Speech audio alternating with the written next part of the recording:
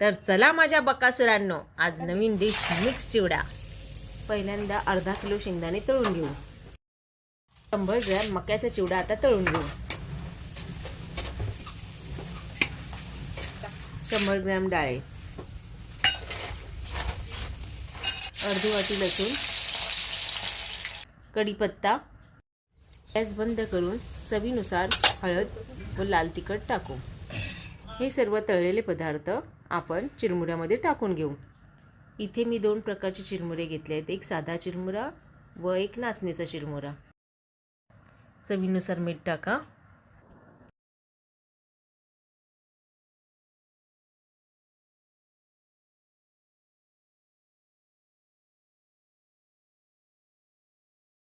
वरून अर्धा किलो फरसाण टाकून मिक्स करून घेऊ.